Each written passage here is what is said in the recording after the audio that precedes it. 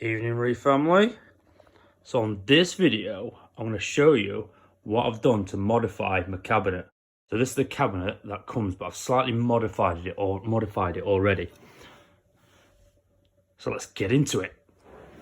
So it originally sat on a plinth, and I've basically just chopped that all off, so it sits 4 inches lower. Just because where it's going, it sits slightly too high, and I wanted it slightly lower. But I will say about Waterbox cabinets, these are solid. They are not wrong when they say it's furniture grade wood and cabinetry. It's really good. It's really heavy and solid. I know because I've took a saw to it and chopped it. So I'll show you what I've done inside. So I've taken the door hinges off, because where it's going in the corner of my living room, there's not really room to swing the door open. So I've now just done it with magnets, so I can just get the whole door off and I can easily get into it. Let's get some lights on. So before I get my sump and everything in, I thought I'd pimp it out a little bit. Nice and cheap. I got some lights off Amazon, £8–10. I bought some lights from Refugium, power bar, and then this is going to be my control board. Piece of wood, a bit of electrical trunking that I've spray painted red. So yeah, I thought I'd get that done before I get the sump and that in. So I'll show you. So yeah, they're the fuse lights I've got. And all I do with these is, if you can see, let me turn the lights on, is I've mounted a bracket with a piece of wood and then just screwed the clip to it, so it's, I can move these without the clip coming off.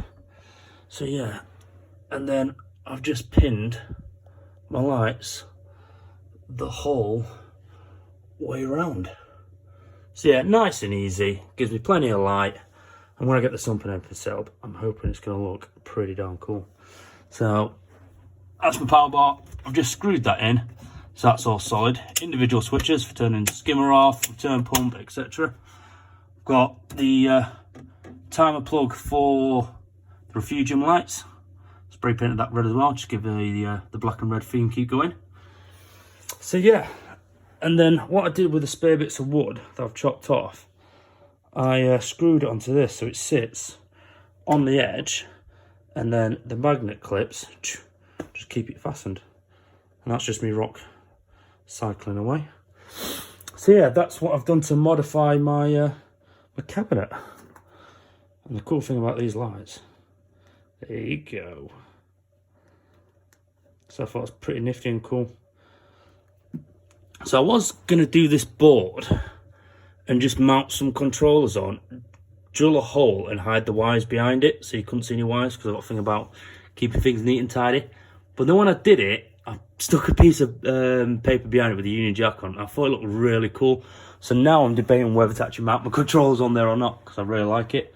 So I'm thinking of probably maybe mounting them along here. But you'll see that in a bit when I move it over, because the cabinet isn't staying here, it's going in the other side of the living room.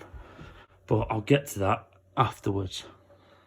Oh, one last thing on the cabinet as well was, because I've chopped the plinth down, I did actually, just in case, add some extra brackets just to kind of sturdy it up. I'm sure it'll be fine. I know it's going to be fine. But yeah, just peace of mind. So on my next video, I'm going to be unboxing something a little bit special. Are you ready? Ba-dum. My Waterbox 60.2 has turned up today. So yeah, not only that, oh yes, picked myself up one of these as well. So keep an eye out. I will be doing a full video on that, testing par, spread, etc, etc. Obviously it's not going to be in depth as BRS, but you're going to see it on a real tank.